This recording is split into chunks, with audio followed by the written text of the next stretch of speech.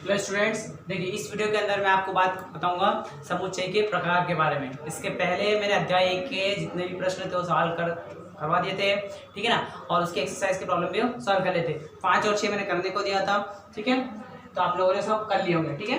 देखिए यहाँ हम बात करेंगे समुच्चय के प्रकार के बारे में। समुच्चय कितने प्रकार के होते हैं, तो जनरली समुच्चय के एक एक का प्रकार देखते चलते हैं, ठीक है ना। सबसे पहला जो दे रखा हमारे पास क्या है बेटा, रिक्त समुच्चय। जो सबसे पहला होता है क्या है, रिक्त समुच्चय। इसको इंग्लिश में बोलते हैं एम्प्टी सेट बोलते हैं, ठीक है ना। रिक्त समुच्चय नाम से ही समझ में आ रहा है कि रिक्त का मतलब कोई भी उसमें अवयव ना हो, ठीक है ना। मतलब एक समुच्चय जिसमें एक भी अवयव नहीं होता, रिक्त समुच्चय या शून्य समुच्चय कहलाता है, ठीक है ना। क्या कहलाता है, रिक्त समुच्चय या फिर शून्य समुच्चय कहलाता है। इसको हम इस वाले सिंबल से लिखते हैं, इससे लिखते हैं। इसको क्या बोलते हैं, फाइव। क्या बोलते हैं, फाइव। फाइव से इसको प्रदर्शित करते हैं, ठीक है ना। फाइव का मतलब क्या होता है बेटा, फाइव लिख दो या फिर ऐसा लिख दो कोई भी समुच्चय, और उसमें एक भी अवयव नहीं लिखेंगे। अवयव का मतलब क्या होता है, 1 2 3 ऐसे अवयव, ये नंबर लिखे 1 2 3, ये क्या कहलाता है, अवयव। लेकिन ऐसा जिसमें एक भी अवयव ना हो, एक भी अवयव ना हो, वो क्या कहलाएगा आपके पास, रिक्त समुच्चय कहलाएगा, ठीक है। और इसको 5 से प्रदर्शित करते हैं। जैसे मान लीजिए कई बार अगर आपको ऐसा लिखा a बराबर 5, हाँ सर, a बराबर क्या लिखा, 5, तो a बराबर 5 का मतलब क्या हो जाएगा बेटा कि वो कैसा समुच्चय, एक रिक्त समुच्चय है।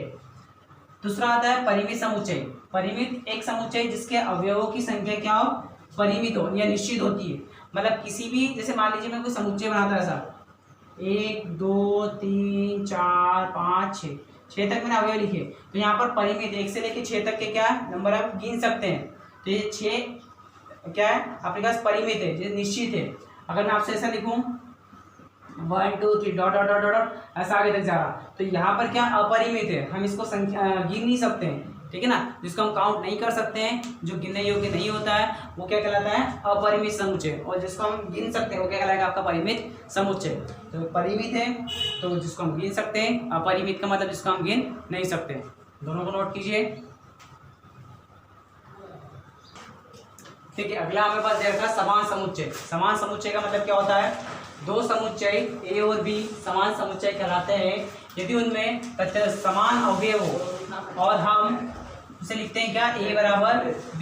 कहने का मतलब क्या हो जाएगा बेटा कि मान लीजिए कि a बराबर मेरे पास 1 2 3 4, इस टाइप से मेरे पास एक समुच्चय a है, उसमें 1 2 3 4 करके मैंने अवयव लिखे, 4 अवयव। ऐसे मैं लिखता हूँ b बराबर, यहाँ लिख लिया मैंने 4 3 2 1। अब यहाँ पर भी कितना अवयव है, 4 अवयव है।